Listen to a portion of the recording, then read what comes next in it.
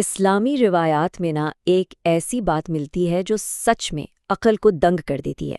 وہ یہ کہ 4 انبیاء آج بھی اسی وقت زندہ ہیں۔ تو چلیے آج اسی عقیدے کی گہرائی میں اتر کر دیکھتے ہیں۔ اب ظاہر ہے یہ بات سنتے ہی ذہن میں بہت سے سوال آتے ہیں، ہے نا؟ کہ بھئی یہ انبیاء ہیں کون، کہاں ہیں، اور سب سے بڑا سوال کہ وہ اب تک زندہ کیوں ہیں؟ تو سارا معاملہ جو ہے وہ اس ایک عدد کے گرد گھومتا ہے، 4۔ یہ 4 کہانیاں ہیں، 4 ایسی زندگیاں جو زمین اور آسمان کے بیچ میں تقسیم ہیں۔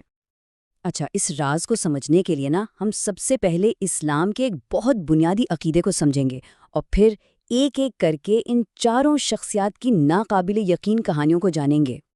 تو دیکھیں، ان کہانیوں میں آگے بڑھنے سے پہلے ایک بہت اہم اسلامی اصول کو سمجھنا بے حد ضروری ہے، اور وہ ہے ختم نبوت کا عقیدہ، یعنی یہ کہ نبوت کا سلسلہ مکمل ہو چکا ہے۔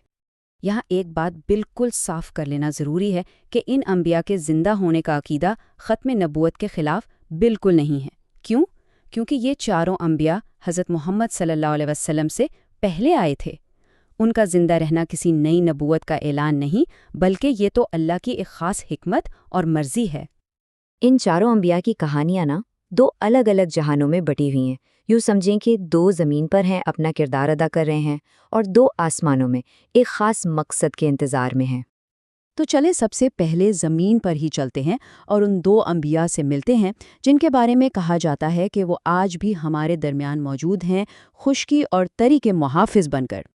پہلے نبی ایک بہت ہی پراسرار شخصیت ہیں، حضرت خضر علیہ السلام۔ ان کا تو نام ہی زندگی کی علامت ہے۔ قرآن پاک میں بھی ان کا ذکر ملتا ہے حضرت موسیٰ علیہ السلام کے استاد کے طور پر، جو انہیں وہ علم سکھا رہے تھے جو اللہ کی طرف سے خاص عطا ہوا تھا۔ اور ان کی کہانی تو کسی داستان سے کم ہے ہی نہیں۔ کہا جاتا ہے کہ انہوں نے آب حیات پیا تھا، جس کی وجہ سے انہیں قیامت تک کی زندگی مل گئی۔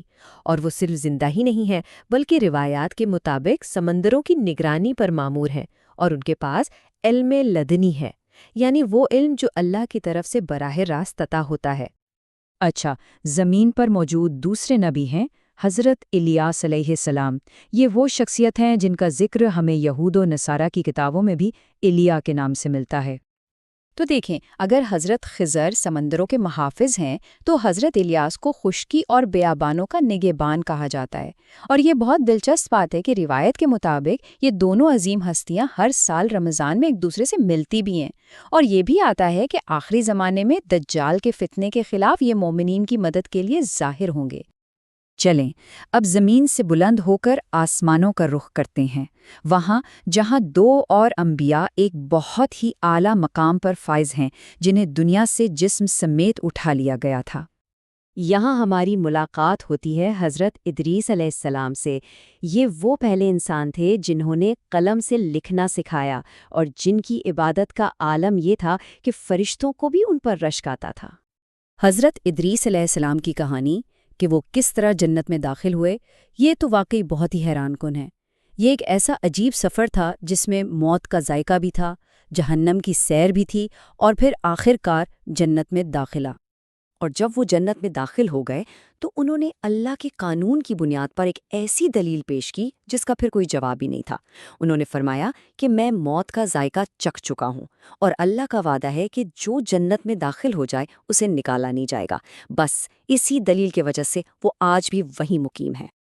اور اب آتے ہیں چوتھے اور آخری نبی کی طرف، ایک ایسی شخصیت جن کی کہانی ماضی، حال اور مستقبل تینوں کو ایک ہی لڑی میں پرو دیتی ہے، اور امید کی ایک روشن کرن بن کر چمکتی ہے۔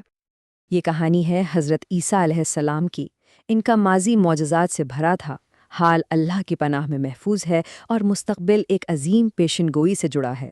انہیں صلیب پر چڑھانے کی کوشش کی گئی، لیکن اللہ نے انہیں بچا کر زندہ آسمانوں پر اٹھا لیا، اور وہ قیامت سے پہلے واپس آئیں گے تاکہ دنیا میں انصاف قائم کر سکے۔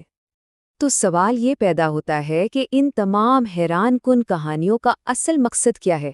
کیا یہ صرف دلچسپ واقعات ہیں؟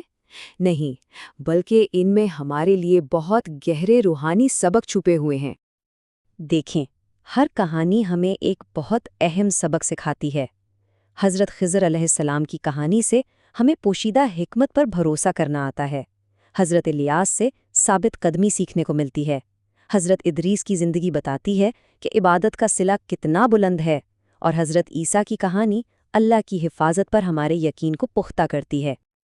تو آج کے اس دور میں جہاں ہر چیز کو مادیت اور سائنس کی کسوٹی پر پرکھا جاتا ہے، وہاں ایسے معجزاتی امکانات پر یقین رکھنا، یہ ہمیں وجود اور ایمان کی حقیقت کے بارے میں آخر سکھاتا کیا ہے؟ اور آخر میں بس یہی کہوں گا کہ یہ کہانیاں صرف سننے سنانے کے لیے نہیں ہیں، یہ اصل میں ایک بہت طاقتور یاد دہانی ہے اس بات کی کہ حقیقی کامیابی اللہ کے منصوبے پر بھروسہ کرنے میں ہے اور اس کی رضا کے مطابق زندگی گزارنے میں ہے۔ ایک ایسا منصوبہ جو ہماری چھوٹی سی سمجھ سے کہیں زیادہ بڑا، کہیں زیادہ عظیم ہے۔